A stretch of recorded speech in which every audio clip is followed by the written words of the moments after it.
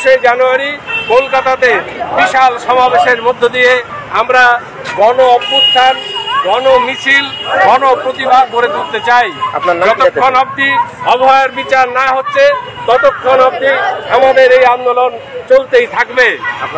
আমার নাম নেপাল মিত্র, আমি এসএনসিআই কমিউনিস্ট কুচবিহার শহর লোকাল কমিটির সম্পাদক। কয়টা দাবি আছে? 4টা।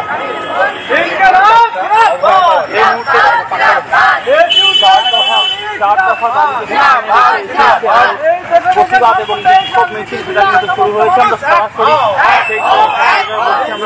সরাসরি তুলে ধরবার চেষ্টা করছি। এগুলো কিছু দাও।